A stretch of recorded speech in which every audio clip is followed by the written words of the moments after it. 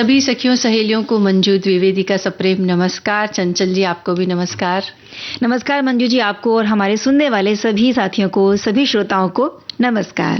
पानी पानी हो रही है मुंबई। मुंबई तो पानी पानी हो रही है, लेकिन हमारे कार्यक्रम में बहुत सारी जानकारी है आज। बिल्कुल, बहुत रंग है, बहुत विविधता है। और बारिश का खैर अपना मजा होता है, लेकिन जब अधिक बारिश होती है तो कुछ परेशानियां भी आती है, लेकिन फिर भी कोई बात नहीं, चलता है। मौसम कभी कभी अपना थोड़ा सा रौद्र रूप भी बता देता है, लेकिन इन सब के बीच भी हमें जीना आना चाहिए, या इन बातों से भी समझौता करना आना चाहिए। और यही जो है जीवन में आगे बढ़ने का एक मूल मंत्र होता है। और अति हर चीज की ही बुरी है। अगर बारिश की अति है तो भी बुरी, अगर जीवा की हम बात करें तो उसकी अगर अति है तो भी बुरी, चाहे वो बोलने को लेकर हो या खाने को लेकर हो। जहां जीभ अपनी अति दिखा देती है ना, तो भी हमें बहुत सारा नुकसान होता है। पानी नुकसान दिखा रहा है जब उसने बहुत ज्यादा जाती कर दी। इसी तरह से अगर हम स्वाद की अति करेंगे, स्वाद में बहुत ज्यादा चीजें खा लेंगे तो सेहत को नुकसान पहुंचा लेंगे। या कभी बोलने में हम कभी कभार इतने उत्साही हो जाते हैं, बोलते जाते हैं, तो अच्छा बोला या बुरा बोला हमने, उत्साह में हमें ये याद नहीं रहता। तो इसीलिए वहां पर भी जो अति है उसको थोड़ा रोकना चाहिए। इसके अलावा आज एक बहुत एक इंटरेस्टिंग एक सब्जेक्ट है व्यंजन। उसके अंदर जो सब्जियां होती है, सब्जियां तो वही है लेकिन अंदाज अलग अलग होता है। एक ही सब्जी को बनाने के बहुत सारे तरीके होते हैं। और हर अलग तरीका जो होता है उसका स्वाद भी अलग होता है। बिल्कुल, आप सिर्फ तेल जिसमें आप बना रहे हैं, तेल है, घी है, वो बदल दीजिए, स्वाद बदल जाएगा। कुछ मसाले हटा दीजिए या जोड़ दीजिए या उनकी मात्रा कम ज्यादा कर दीजिए, तो भी सब उसका स्वाद बदल जाएगा। कम पकाना है, ज्यादा हम खुद है कि थोड़ी कुरकुरी रखनी है सब्जी को, ज्यादा गलाना है, क्रंची रखना है, तो इन चीजों से कितने तरीके हैं, स्वाद बदल जाता है। जो मेल होते हैं, आपने टमाटर का मेल किया, प्याज का मेल किया, आलू का मेल किया, अगर साथ में की सब्जी का मेल कर दिया तो भी स्वाद पूरा बदल जाता है। और काटने का जो तरीका है ना, वो भी अलग अलग होता है। कुछ सब्जियों के हम गोल गोल गट्टे भी करते हैं, लंबे गट्टे भी करते हैं, बड़े गट्टे भी करते हैं, छोटे गट्टे भी करते हैं, तो सब में अपना अलग स्वाद। कुछ को तो हम साबुत भी बना देते हैं, सिर्फ एक चीरा लगाकर साबुत बना देते हैं। भरवा भी बनाते हैं, काट के भी बनाते हैं, तो उनका रंग रूप और स्वाद दोनों में विविधता आ जाती है। हाँ, तो ऐसा ही कोई प्रयोग अगर आप करती हो या आपके पास कोई ऐसी एक या दो या अनेक सब्जियां हों जिसको आप बहुत अलग अलग तरीके से बताते हैं, तो बिल्कुल छोटे तरीके से आप लिख करके हमें बता दीजिए कि क्या क्या विविधता आप उसमें करती हैं जिससे उसके स्वाद में बदलाव आ जाता है। कई बार ऐसा भी होता है कि गलती से या जाने अनजाने एक ही सब्जी बहुत सारी आ जाती है। मान लीजिए आपके घर में भिंडी बहुत सारी आ गई, या कभी प्याज बैंगन बहुत सारे आ गए, तो आपको अगर 3 दिन उसे बनाकर खाना है तो एक ही तरह से तो नहीं बनाएंगे। तो अगर आपको 3 वैरायटी की बनानी है भिंडी या बैंगन की, तो आप किस तरह से बनाएंगी? हमारी सखियां जरूर ये बात हमें लिखकर बताएं। और हाँ चंचल, मुझे एक बात याद आई, दालों के मामले में भी आप यही प्रयोग कर सकते हैं। दालों के भी अलग अलग कॉम्बिनेशन बना सकते हैं। एक ही दाल को आप अनेक तरीके से बना सकते हैं तो स्वाद अलग हो जाता है। चलिए आगे, इस विषय पर तो बहुत सारी बात होगी, लेकिन इस विषय पर हम अपने श्रोताओं के कमेंट आमंत्रित कर रहे हैं कि आप हमें लिख करके बताइए कि आप कौन कौन से प्रयोग करते हैं। और हम बात कर रहे थे ना विविधता की, तो जहां बहुत सारी चीजें होती हैं वहां कई बार विवाद खड़े हो जाते हैं, और फिर वहां जरूरत पड़ती है सद्भावना की। बिल्कुल, सद्भावना की जरूरत तो हमें जीवन के हर क्षेत्र में, हर समय, हर व्यक्ति के साथ होती है, हर संस्थान में होती है। इसके लिए लोगों के बीच, अपनों के बीच, परायों के बीच, सबके बीच सद्भावना बनी रहे, ये हमारा कहना है। तो आज सद्भावना विषय पर भी हम बात करेंगे। इसके अलावा जरा याद करो कुर्बानी के अंतर्गत स्वतंत्रता संग्राम सेनानी आचार्य विनोबा भावे की हम बात करेंगे। तो बातें करेंगे लेकिन गाने भी तो सुनेंगे। बिल्कुल, सबसे पहले एक गीत सुन लेते हैं।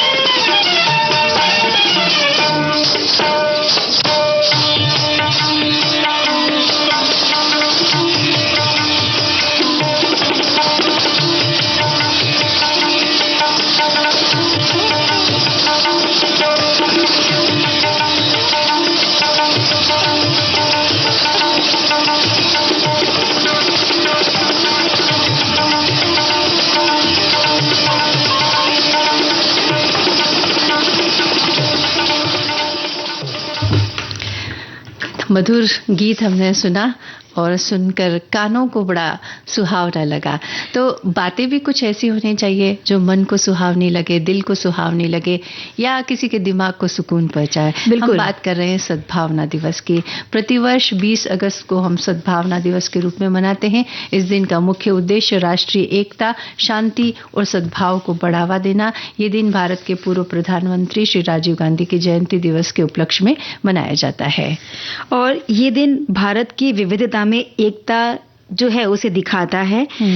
बहुत सारी यहाँ पर धर्म, जातियां और समुदायों के लोग रहते हैं, तो इन सभी के बीच में भाईचारा हो और एकता हो, इसी चीज का ये उद्देश्य है इस दिन को, ताकि हम मनाते हैं। और शांति, सद्भाव और सामाजिक न्याय, इसके प्रति प्रतिबद्धता हमारी बनी रहे, इसलिए हम बनाते हैं सद्भावना दिवस। बिल्कुल। और मतभेदों को दूर कर हम सभी एक साथ मिलकर मजबूत और एकजुट राष्ट्र का निर्माण कर सकते हैं। इसके लिए भी तो सद्भावना बहुत जरूरी है। बिल्कुल, सद्भावना अगर नहीं है, एक दूसरे से प्रेम, भाईचारा, एकता की भावना नहीं है, तो राष्ट्र हमेशा बिखरा ही रहेगा। इसीलिए सद्भावना बहुत जरूरी है। और आपसी समझ हमें एक बेहतर और न्यायपूर्ण समाज को गठन करने के लिए प्रेरित करती है। ये जब तक नहीं होगा, हम सद्भावना की कल्पना भी नहीं कर पाएंगे मंजू जी। बिल्कुल।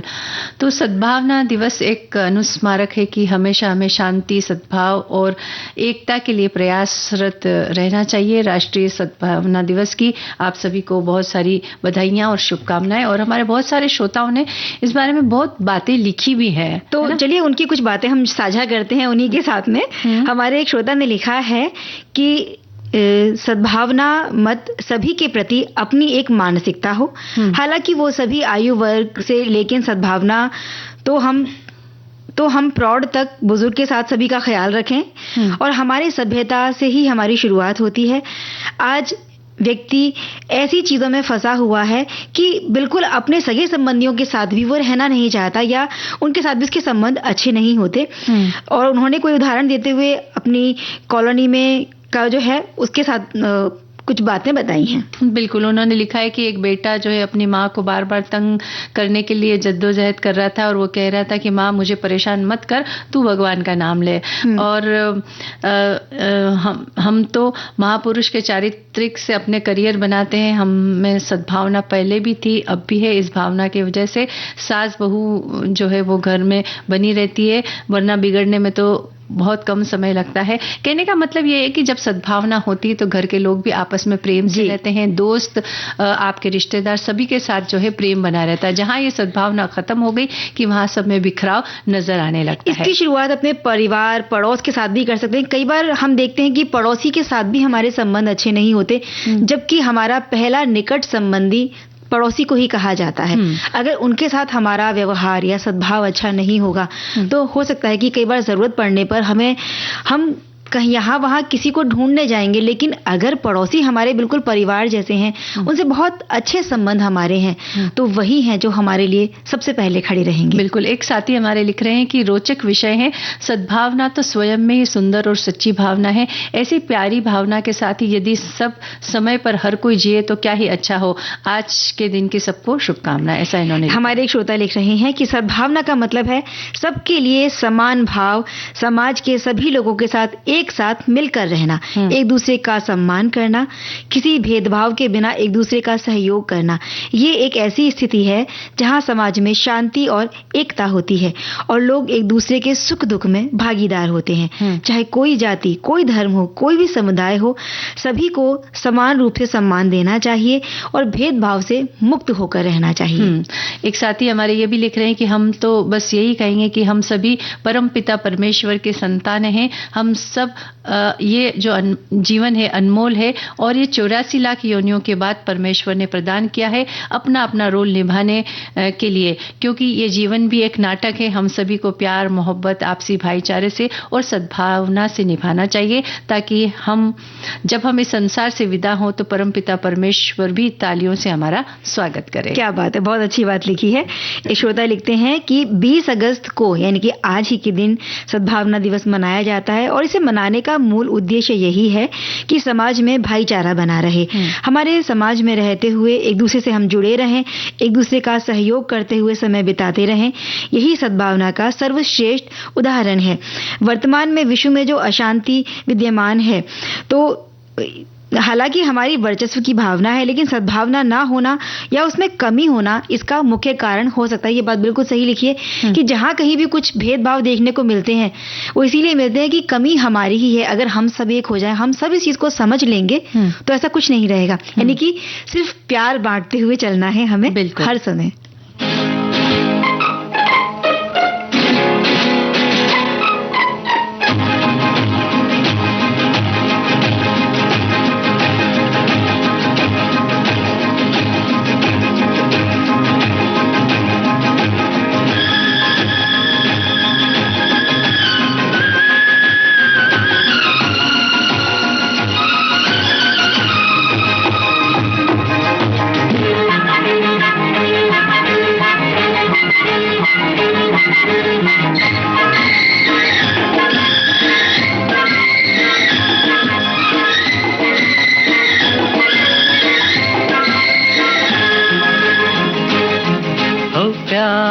बांटते चलो, प्यार बांटते चलो, हे प्यार बांटते चलो, प्यार बांटते चलो। क्या हिंदू क्या मुसलमान, हम सब हैं भाई भाई। प्यार बांटते चलो, प्यार बांटते चलो, हे प्यार बांटते चलो, प्यार बांटते चलो।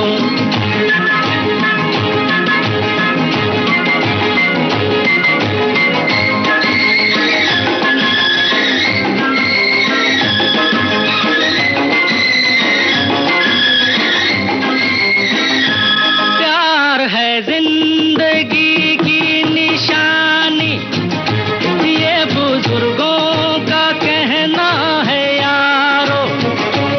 एक ही साज के तार हैं सब, हमको मिलजुल के रहना है यारो। ये प्यार है जिंदगी की निशानी, ये बुजुर्गों का कहना है यारो।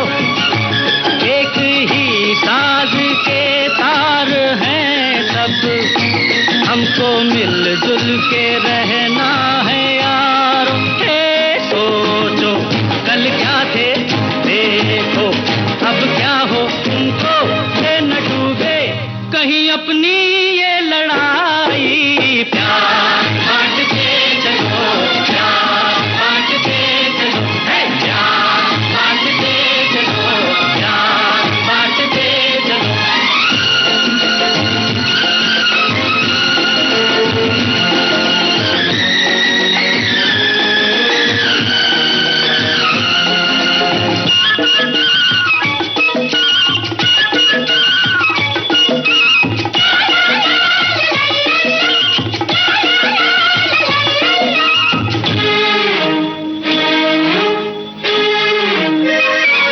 राम ये है तो रहमान तुम हो, ये है करतार तो जान तुम हो। नाम कुछ हो मगर ये न भूलो, सबसे पहले तो इंसान तुम हो। हे राम ये है तो रहमान तुम हो, ये है करतार तो जान तुम हो। नाम कुछ हो मगर ये न भूलो, सबसे पहले तो इंसान तुम हो। नन्हे शहजादों करके नेताओं, तुमसे हमने क्या क्या उम्मीदें हैं लगाई। प्यार बांटते चलो, प्यार बांटते चलो, प्यार बांटते चलो, प्यार बांटते चलो।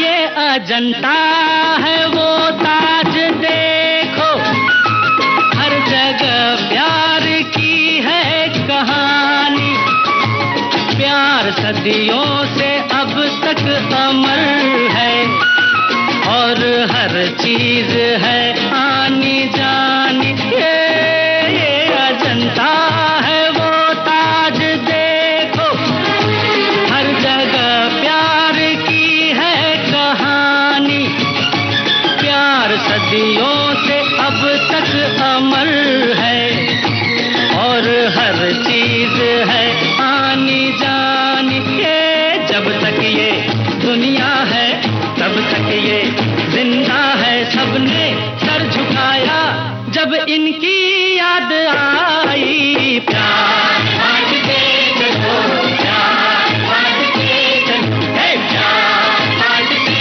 चलो, प्यार बांटते चलो। क्या हिंदू क्या मुसलमान, हम सब हैं भाई भाई। प्यार बांटते चलो, प्यार बांटते चलो, हे प्यार बांटते चलो, प्यार बांटते चलो, हे प्यार।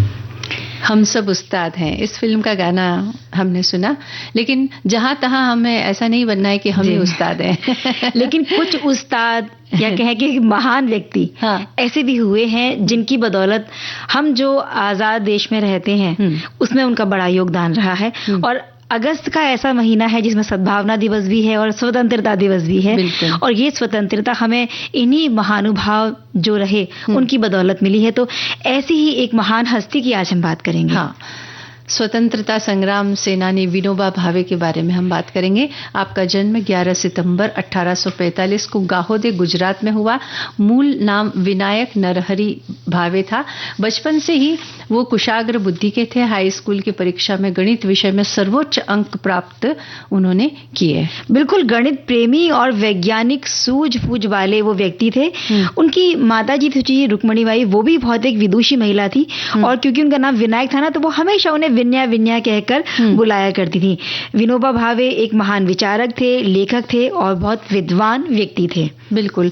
बड़ौदा में ग्रेजुएशन की शिक्षा के दौरान 1916 में मात्र 21 वर्ष की उम्र में उनका मन बैरागी बनने के लिए आतुर हो उठा। उन्होंने गृह त्याग कर दिया और काशी यानी कि बनारस की ओर निकल पड़े, और काशी में वैदिक ज्ञान को उन्होंने प्राप्त किया। बिल्कुल। और जब पूरे देश में आजादी का बिगुल बज रहा था, यानी कि आजादी के जो स्वतंत्रता सेनानी थे वो पूरे जोर शोर पर उनका काम चल रहा था, उसी समय उनकी मुलाकात हुई महात्मा गांधी जी से, और वो उनसे बहुत प्रभावित हुए, इतने कि बस उनके साथ ही होकर रह गए, और आजादी की लड़ाई में भी वो उनके साथ शामिल हो गए थे। 1921 से लेकर 1942 तक के बीच में कई सारे आंदोलन के साथ में जब वो उनके साथ हिस्सा ले रहे थे, तो इस दौरान वो जेल भी गए, और नागपुर में झंडा सत्याग्रह भी उन्होंने किया, जिसके कारण उन्हें फिर से एक बार गिरफ्तार किया गया था और कड़ी जेल की सजा भी उन्हें सुनाई गई थी। बिल्कुल।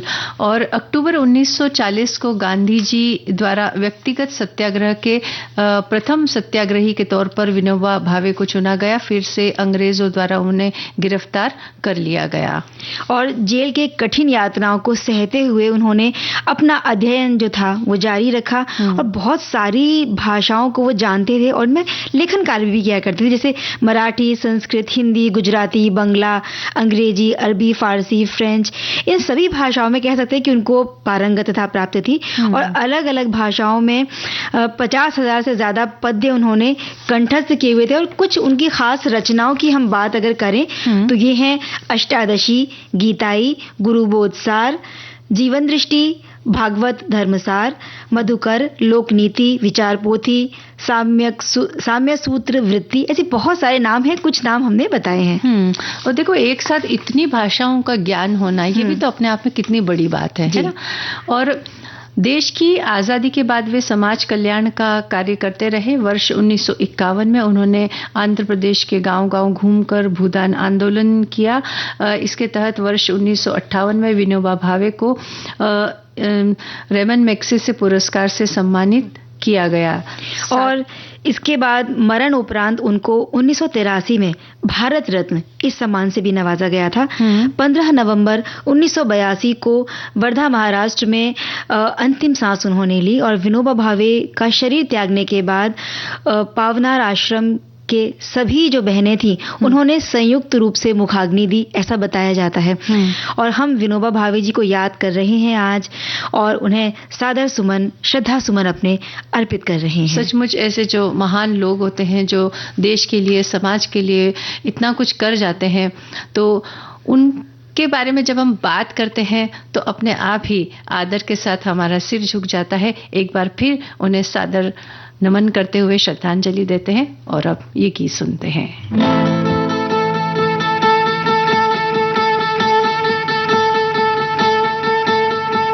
एक बंजारा गाए, जीवन के गीत सुनाए, हम सब जीने वालों को जीने की राह बताए। एक बंजारा गाए,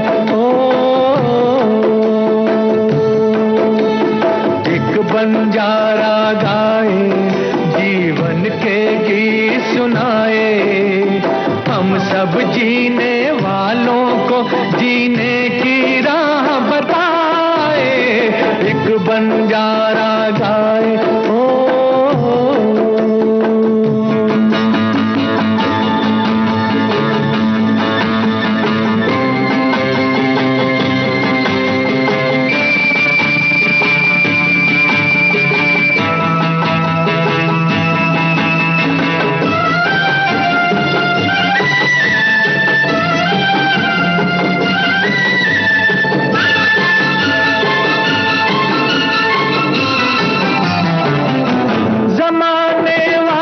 किताबें गम में खुशी का कोई फसाना ढूंढो। जमाने वालों किताबें गम में खुशी का कोई फसाना ढूंढो। अगर जीना है जमाने में तो हंसी का कोई बहाना ढूंढो।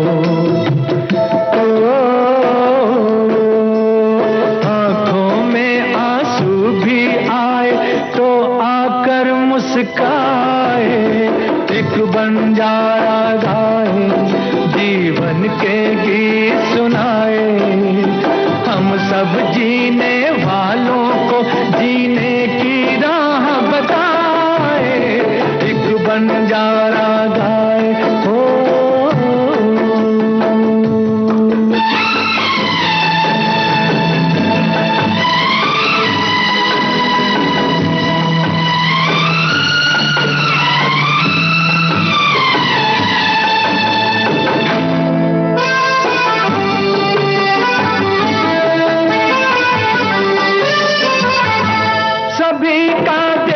नहीं होता है नसीबा रोशन सितारों जैसा। सभी का देखो नहीं होता है नसीबा रोशन सितारों जैसा। सयाना वो है जो पतझड़ में भी सजा ले गुलशन बहारों जैसा। कागज के फूलों को भी जो महका कर दिखलाए। एक बंजारा गाए, जीवन के गीत सुनाए, हम सब जीने वालों को जीने की राह बताए। एक बंजारा गाए,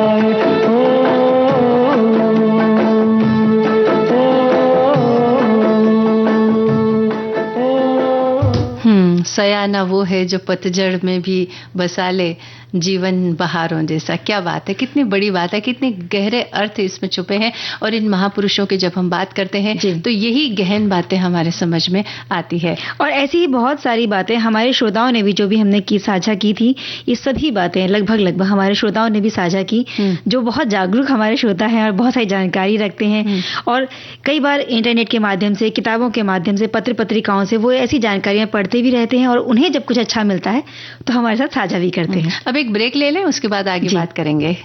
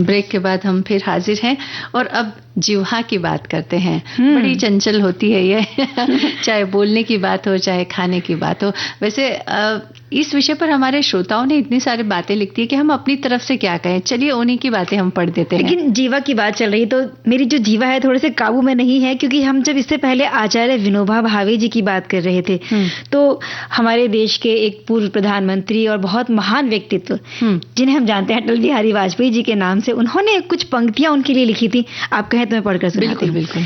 उन्होंने लिखा था, धन्य तू विनोबा जन की लगाए बाजी, गाय की बचाई जान, धन्य तू विनोबा तेरी कीरत अमर है, दूध बलकारी जाको पूत हलधारी होए, जिंदरी लजात मल मूत्र उर्वर है, घास पात खात दीन वचन उचारे जात, मरिके हु काम देत चाम जो सुघर है, बाबा न बचाए लीनी दिल्ली दहलाए दीनी, बिना लाव लश्कर समर कीनो सर है। तो मैंने ये पंक्तियां कहीं इंटरनेट के माध्यम से पढ़ी थी तो मुझे लगा क्यों ना मैं भी साझा करूं इन्हें। बिल्कुल। अब हम श्रोताओं की जो बातें हैं वो साझा करते हैं जो उन्होंने जिह्वा के बारे में लिखी है। लिखते हैं कि जीभ पर नियंत्रण का मतलब है अपनी जीभ की गतिविधियों और भाषा को नियंत्रित करने की क्षमता। इसमें जीभ को हिलाने, चबाने, निगलने और बोलने जैसी गतिविधियों को नियंत्रित करना शामिल है। जीभ पर नियंत्रण न केवल शारीरिक स्वास्थ्य के लिए बल्कि सामाजिक और आध्यात्मिक कल्याण के लिए भी महत्वपूर्ण है। जिह्वा पर नियंत्रण सिर्फ बोलचाल में नहीं, यह आपके आहार पर भी रोक लगाने वाली इंद्रिय है। जिह्वा पर नियंत्रण है तो आपका संबंध बहुत खूबसूरत, अनियंत्रित होते हैं तो संबंध में दुराव होता है, नियंत्रित है तो आपकी सेहत भला अनियंत्रित कैसे हो सकती। तो कहने का मतलब है अगर जिह्वा पर नियंत्रण है तो संबंधों में नियंत्रण है, जिह्वा पर नियंत्रण है तो अपने शरीर पर नियंत्रण। इन्होंने आध्यात्मिक कल्याण की बात की तो मुझे याद आता है कि मौन व्रत इसीलिए लिया जाता है कि कोई भी व्रत जब होता है यानी कि उस चीज से कुछ दिन समय के लिए हमें परहेज करना है, तो बोलने से परहेज किया यानी कि मौन व्रत किया तो आध्यात्मिक साधना जो है उसमें आप ऊंचाई प्राप्त कर सकते हैं। और उपवास किया तो खाने पर बिल्कुल, अगर आपने खाने पीने का उपवास किया तो जो भी आपको बहुत सारी कई बार अल्सर है, एसिडिटी है, बदहजमी है, ऐसी बहुत सारी शिकायतें तौर पर बहुत सारे लोगों को होती हैं तो उससे आपको निजात मिल जाएगी। और ये जो बारिश का मौसम है इसमें तो खास तौर पर कहा जाता है कि उपवास व्रत बहुत सारे आते भी हैं और हमें करना भी चाहिए, क्योंकि इस समय हमारी जो जठराग्नि है या फिर हमारा जो पाचन संस्थान है कमजोर पड़ जाता है, इसलिए समय समय पर उपवास करते रहना चाहिए। बोलने का भी उपवास करना चाहिए, खाने का भी। लेकिन बारिश का मौसम ऐसा है कि जहां कहीं झमझम बारिश हुई, बारिश का मौसम हुआ, बदली छाई और हमें लगता है कि बस कुछ तला भुना पकौड़े शकौड़े खा लिए जाएं, वो काबू रहता नहीं, वो थोड़ी देर बाद और जब वो नियंत्रण ना रहे तो बस जीभ क्या चाहती है, कुछ खाने के लिए चाहती है, लेकिन वहां नियंत्रण बहुत जरूरी है। एक साथी हमारे ये भी लिख रहे हैं कि हम में से कई लोगों को इस बात का एहसास ही नहीं होता कि हमारी वाणी अक्सर नकारात्मक होती है। हमें बोलने से पहले सोचना चाहिए और ध्यान देना चाहिए कि हम क्या और कैसे कह रहे हैं। आपकी जुबान से निकला एक एक शब्द आपके अच्छे एवं बुरे व्यक्तित्व की पहचान कराता है। इसके साथ ही साथ जुबान से निकले हुए शब्द दोबारा वापस नहीं लिए जा सकते, इसलिए हमेशा सोच समझ कर बोले और साथ ही तोल मोल कर भी बोले। और कुछ पंक्तियां हमारे श्रोता ने लिखी हैं। जीवा बेहद कोमल नर्म है, जानो जीवन का मर्म है, कोमलता भी चुभती है, जबान तेरा मेरा कर्म है, जीवा आदतों का आधार है, जीवन स्वाद के प्रकार है, कड़वी मीठी खट्टी जिंदगी का एहसास कराती हर बार है, टूटती आस फिर जुड़ गई जीवा जब संबल बन गई, स्वर के लय ताल के इस इसके दम से कठोर दंत से जैसे ढाल बन गई। कभी ठंडक कलेजे के लिए, कभी कंटक शत्रु के लिए, कभी अनल बन दहक उठी, कभी महकी मित्र के लिए। भावों की जमीन यही है, समझो पनपते रिश्ते यही हैं। जुबान बहक ना जाए ध्यान रहे, इस पर यकीन जीवन कड़ी है। क्या बात है। इस कविता में इन्होंने पूरा सार, जो हमारा आज का विषय है उसका सार इसके अंदर पूरा समाहित हो गया। हर तरह की बात इन्होंने लिख दी। तो धन्यवाद हमारे श्रोताओं को। एक साथी ये भी हमारे लिख रहे हैं कि जिह्वा यानी जीभ शब्द सिर्फ 2 अक्षर से बना है, लेकिन इसके काम को कम मत आंकिए। छोटी जरूर है, इसका कार्यक्षेत्र बड़ा है। खट्टा, मीठा, कड़वा, तीखा सभी स्वाद की परख कर हमारे मुंह में पानी लाने का कार्य कर रही है। बिना हड्डी नर्म होने के कारण स्वर पेटी से निकलती आवाज को आसानी से शब्द का स्पष्ट उच्चारण करवा सकती है। इस पर नियंत्रण रखना जरूरी है। स्वाद के अनुसार ज्यादा खा लेना सेहत के लिए नुकसानदेह है। वहीं ज्यादा या कड़वा बोलना आपसी संबंध के लिए भी बड़ा नुकसानकारक हो सकता है। जैसे कमान से निकला तीर कभी वापस नहीं आ सकता, वैसे मुंह से निकले कटु वचन कभी वापस नहीं लिए जा सकते। इसलिए तोल मोल के साथ बोलने में ही समझदारी है। तो बस थोड़ा सा तोल मोल हम भी लेते हैं, थोड़ा सा नियंत्रण करते हैं अपनी जीवा पर और सुनते हैं गीत।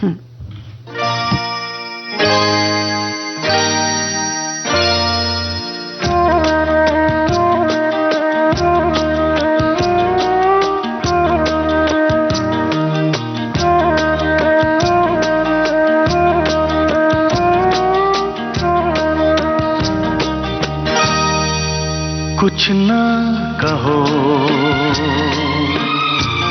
कुछ भी ना कहो, कुछ ना कहो, कुछ भी ना कहो। क्या कहना है, क्या सुनना है, मुझको पता है, तुमको पता है। समय का ये पल थम सा गया है, और इस पल में कोई नहीं है। बस एक मैं हूँ, बस एक तुम हो। कुछ ना कहो, कुछ भी ना कहो।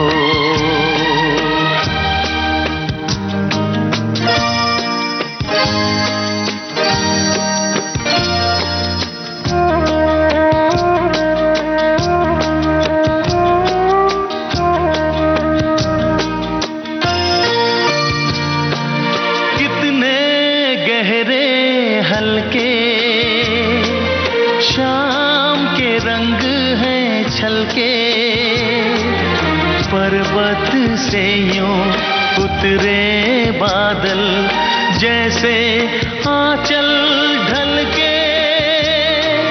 कितने गहरे हल्के शाम के रंग हैं छलके। पर्वत से यूं उतरे बादल, जैसे आंचल ढल के। और इस पल में कोई नहीं है, बस एक मैं हूँ, बस एक तुम हो। कुछ ना कहो, कुछ भी ना कहो।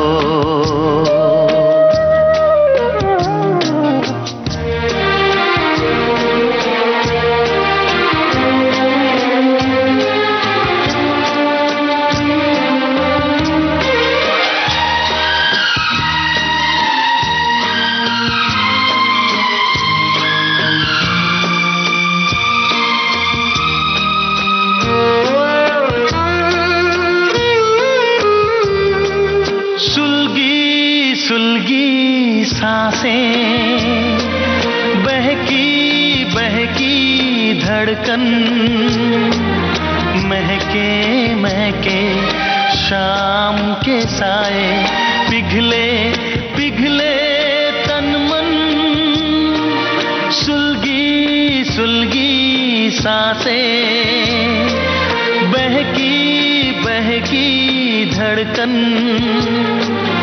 महके महके शाम के साए, पिघले पिघले तन मन, और इस पल में कोई नहीं है, बस एक मैं हूँ। गाना हमने सुन लिया और श्रोताओं की अभी बहुत सारी बातें हैं, खत्म नहीं हुई हैं, तो चलिए एक एक करके वो भी हम पढ़ते हैं। एक साथी हमारे लिख रहे हैं कि जैसे एक जीभ है और वो भी नरम कोमल रहती है, सख्त 32 मजबूत दांतों के पहरे में क्या बात कोई है। झगड़ा नहीं इनका, अगर दांत में कुछ फंसा हो तो भी यही नरम जीभ ही उसको निकालती है। ऐसी सद्भावना के साथ हम भी तो रह सकते हैं और ऐसी पहरेदारी करके हम सब अपने शब्दों को भी तोल मोल कर बोलने की कोशिश कर सकते हैं। कितनी बहुत बढ़िया सही बात है। सटीक सी बात लिख दी उन्होंने और उस बात को सद्भावना से भी जोड़ दिया। और हमारे एक श्रोता लिखते हैं कि जीवा पर नियंत्रण जरूरी है।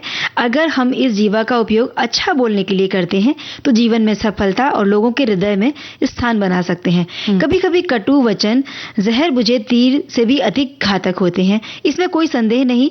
व्यक्ति के सौंदर्य से कई गुना अधिक प्रभाव उसकी वाणी में होता है। किसी भी मनुष्य के साथ हमारे विचार नहीं मिलते हों तो भी उससे कटु वचन हमें नहीं बोलना है। हाँ, और एक साथी लिख रहे हैं कि सोच समझ कर बोलें, बोलने से पहले सोचें कि आपके शब्द दूसरों पर क्या प्रभाव डालेंगे। क्रोध पर नियंत्रण, क्रोध आने पर शांत रहने की कोशिश करें और सकारात्मक विचारों को अपने ऊपर हावी न होने दें। सकारात्मक विचार रखने से नकारात्मक विचारों को दूर करने में मदद मिलती है। और जीव क्या क्या काम करती है इसे लेकर हमारे साथी लिख रहे हैं। जीव यानी जीवा यानी जीभ या रसना, ये दो प्रकार से काम करती है। इसका पहला काम है खाना यानी स्वाद लेना, और जीवा के षड रस हैं। खाने को लेकर वो षड रस बता रहे हैं, खट्टा, मीठा, खारा, तीखा, तुरट और कड़वा। ये इनसे हमारा परिचय करवाती है और विविध प्रकार के व्यंजनों के स्वाद आनंद हमें दिलवाती है। और इसका दूसरा काम है बोलना यानी स्वयंत्र, और जीवा की मदद से ही हम बोलते हैं, जुबान चलाते हैं। लेकिन याद रखिए, जीवा पर नियंत्रण, कम खाना और कम बोलना, क्योंकि ज्यादा खाना और ज्यादा बोलना तन के लिए, मन के लिए घातक साबित होता है। क्या बात है। एक साथी लिख रहे हैं कि कभी कभार बोलते समय हम कुछ भी बोल देते हैं, जो बात हमें नहीं बोलनी चाहिए वो भी हम बोल देते हैं, क्योंकि हमारे खुद की जीत पर हमारा कंट्रोल नहीं होता। जीभ होना चाहिए, तो इन्होंने लिखा जीत, तो हमारा नियंत्रण नहीं होता, इसलिए जो मर्जी आए, जहां मर्जी आए वहां बोल देते हैं। कुछ लोगों को ऐसी आदत भी होती है और कुछ लोग इसको जानबूझकर भी नहीं समझते। और मंजू जी, कई बार हम क्या कहते हैं, जबानें फिसल गई। लेकिन इस तरह से फिसलनी नहीं चाहिए जबान। और आगे और भी श्रोताओं ने कुछ लिखा है कि हम तो अपनी ज़बान पर पहले भी कंट्रोल रखते थे, अभी हमारे पापा, नानी और मामा वो जो अपनी ज़बान पर कंट्रोल नहीं रख सकते, क्योंकि बिना जवाब दिए उनसे रहा नहीं जाता। और हमारे आसपास कुछ ऐसे लोग भी हैं जिनकी ज़बान पर कंट्रोल नहीं है, तो वही सबको रखना चाहिए कंट्रोल। तो हमारे एक श्रोता ने लिखा है, जीभ यानी हमारी जबान। हमने कई बार सुना है कि जबान संभाल के बात करो या जबान को लगाम दो, जुबान अपनी फिसलने ना दो। यानी कि जो बहुत सारे मुहावरे या कहावतें कही गई हैं इसके बारे में, उन पर ये बात लिख रहे हैं। इसी के बारे में कहा जाता है कि जो बिना सोचे समझे उल्टा पुल्टा बोलते हैं, उन लोगों के एटिकेट्स या मैनर्स उनमें नहीं रहते, मन में जो भी आता है वो बोल देते हैं। तो सही बात है कि बोलते समय अगर आपने तोला मोला नहीं, सोचा समझा नहीं, तो हो सकता है कि आपकी बात जो है, आपके शब्द जो है दूसरे को आहत कर दें, चोट पहुंचा दे। और ये बोली के जो घाव हैं ये कभी नहीं बढ़ते, और बोली से जो हमारे पेट में गुड़गुड़ होती है, इसको भी सही होने में समय लग जाता है। बिल्कुल। एक साथी हमारे लिख रहे हैं कि जिह्वा पर नियंत्रण भाई बहुत ही अच्छा और अनुकरणीय विषय है, तो लेकिन ध्यान रहे कि इस पर नियंत्रण केवल वाणी तक ही नहीं, अपितु स्वाद तक भी भली भांति अपेक्षित है, तभी जाकर हम शारीरिक और मानसिक उभय रूप से स्वस्थ हो सकेंगे। और अब देखिए, स्वस्थ रहने के लिए एक गीत सुनना भी बहुत जरूरी है। गीत सुनते हैं और फिर आगे बढ़ते हैं। कह दूं तुम्हें, हाँ, क्या चुप रहूं ना, दिल में मेरे आज क्या है, क्या है, कह दूं तुम्हें या चुप रहूं, दिल में मेरे आज क्या है, जो बोलो तो जानूं, गुरु तुमको मानूं, चलो ये भी वादा है। अच्छा, कह दूं तुम्हें या चुप रहूं, दिल में मेरे आज क्या है, जो बोलो तो जानूं, गुरु तुमको मानूं, चलो ये भी वादा है।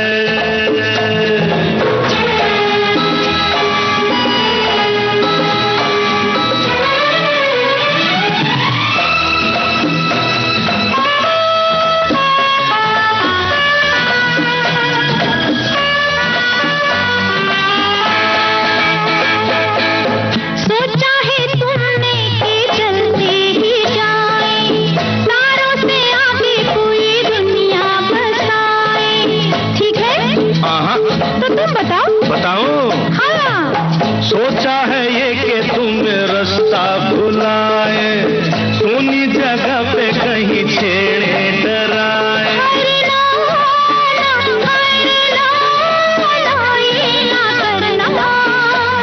अरे नहीं रे, नहीं रे, नहीं रे, नहीं रे, नहीं रे, नहीं रे, नहीं। कह दूं तुम्हें या चुप रहूं, दिल में मेरे आज क्या है, जो बोलो तो जानूं, गुरु तुमको मानूं, चलो ये भी वादा है।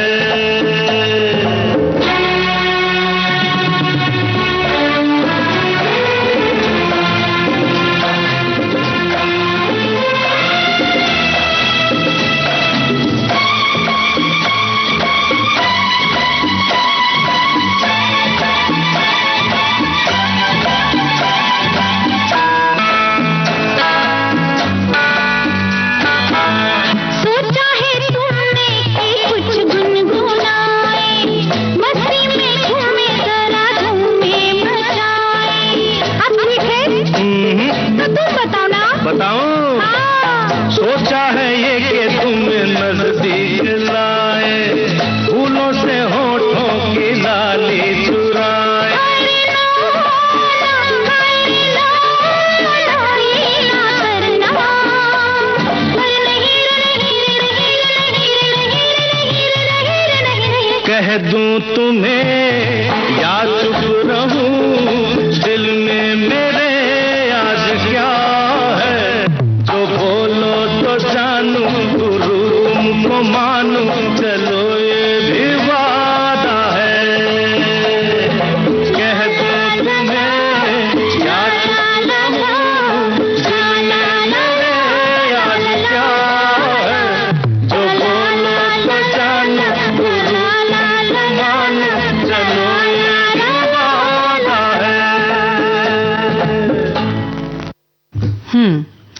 कह दूं तुम्हें, भाई क्या कहूँ क्या ना कहूँ, ये ज़रा थोड़ा सोच समझ के बोलने वाली बात है। फिलहाल बोलने वाली बात ये है कि सब्जियां वही, अंदाज अलग। तो आपका अंदाज क्या है, कौन सा अलग अंदाज है, इस बारे में बहुत सारे श्रोताओं ने बहुत सारी बातें लिखी है। एक एक करके हम पढ़ने की कोशिश करते हैं। एक साथी लिखते हैं कि अरबी की सब्जी, आप अपने अंदाज अनुपात से अरबी लें। इसके मसाले में पीली सरसों, थोड़ी सी काली सरसों, धनिया पाउडर, लहसुन, जीरा, हरी मिर्च, इन सभी को बारीक पीस लें। अरबी को छीलकर धोकर इसे गोल गोल टुकड़ों में काट लें। इसमें नमक लगाकर थोड़ी देर छोड़ दें। आधे घंटे के बाद फिर से अरबी को धो लें। कढ़ाई में तेल गर्म करें और उसमें हींग और अजवाइन का तड़का डालें। अरबी को नमक हल्दी डालकर भून ले। थोड़ी देर में अच्छी तरह भून जाए तो इसे बाहर निकाल ले। अब कढ़ाई में थोड़ा तेल डालें, राई, सूखी लाल मिर्च का तड़का डालें और पीसे मसाले को भूनें। आप इसी समय इसमें दही डाल सकती हैं। इसमें पानी डालकर ग्रेवी तैयार करें। जब ग्रेवी खोलने लगे तो अरबी को डाल दें। अरबी की सरसों मसाले की जो सब्जी है वो तैयार है। सरसों के मसाले को हरी मिर्च का साथ पीसे। अगर आप दही नहीं डालते हैं तो सब्जी उतारते समय आमचूर या नींबू का रस डाल सकते हैं। आम अचार को भी धोकर मसल कर आप डाल सकते हैं। और ये लिखते हैं कि हमारे प्रांत में अरबी जो मिलती है वो थोड़ा गले के पास लगती है और हाथ में भी लगती है, यानी थोड़ा सा खुजली हो जाती है उससे, जी, है ना। तो आप ग्लव्स पहन लें। अरबी कुछ छुएं।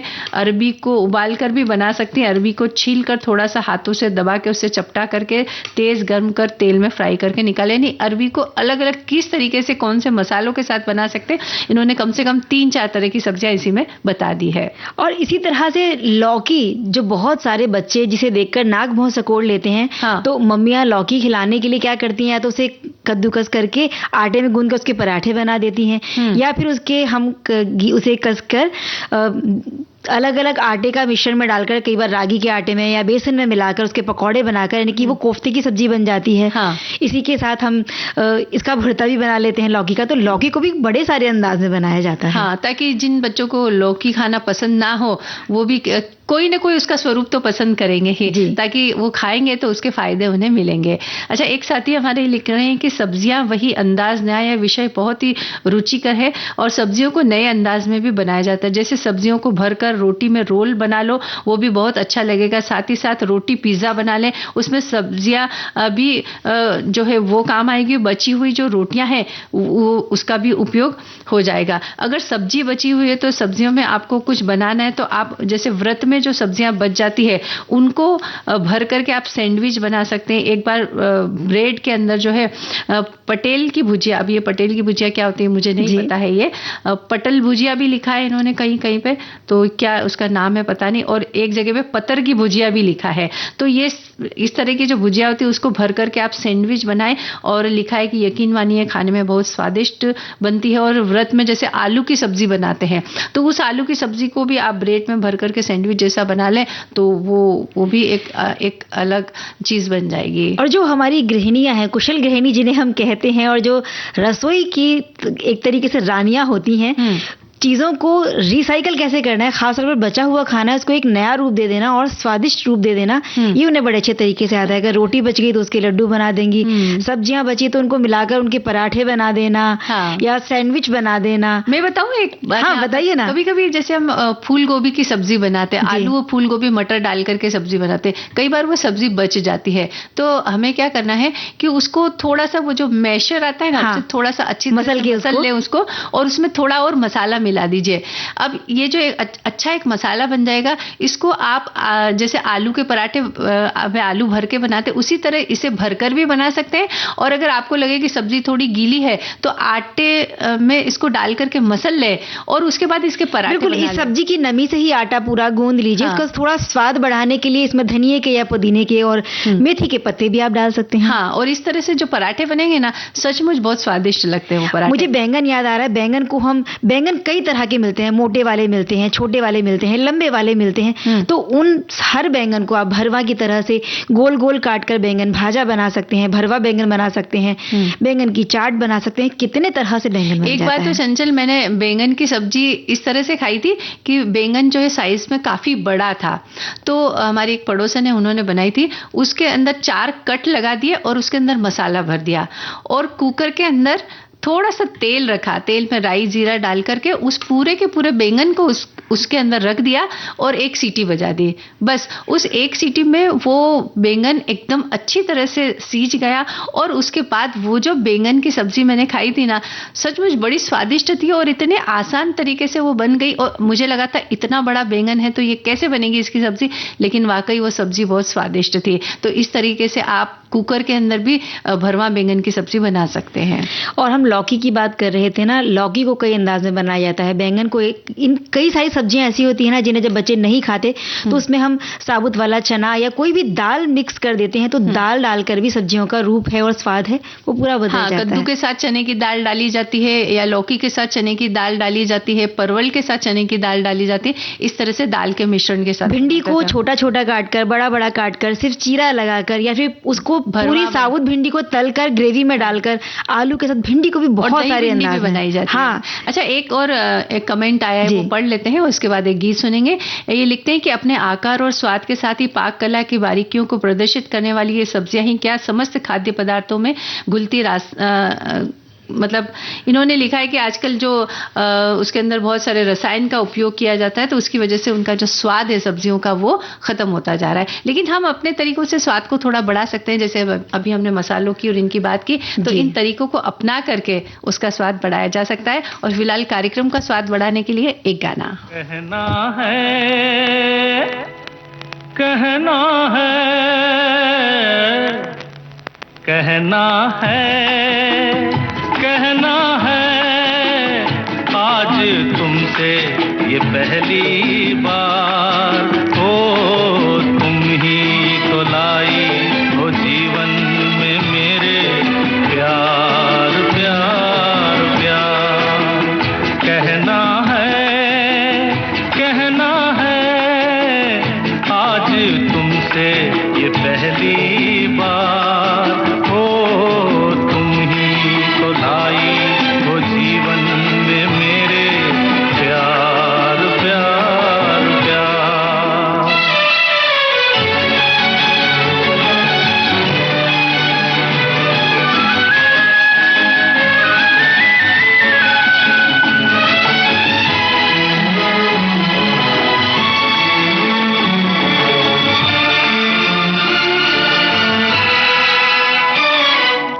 तुमसे कहने वाली और भी हैं प्यारी बातें, तुमसे कहने वाली और भी हैं प्यारी बातें।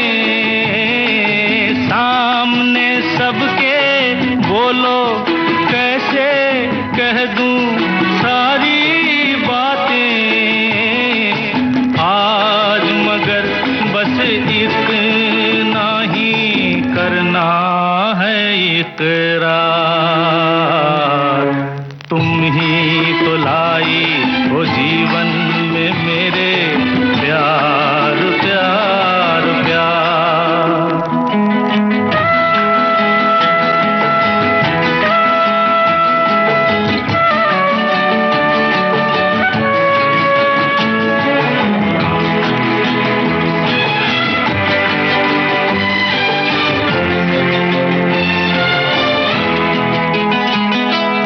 कब से दिल ने मेरे मान लिया है तुमको अपना।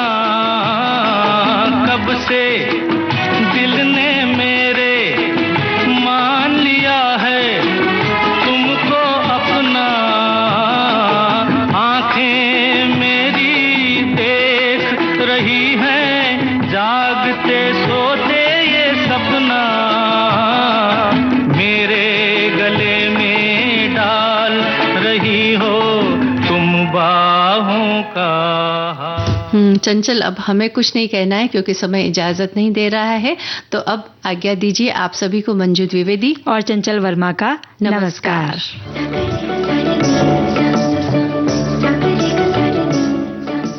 सखी सहेली कार्यक्रम की प्रस्तुतकर्ता अनुश्री पाठक।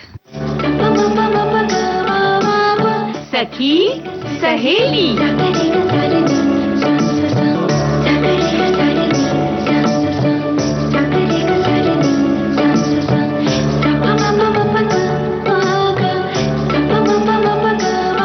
सखी सहेली।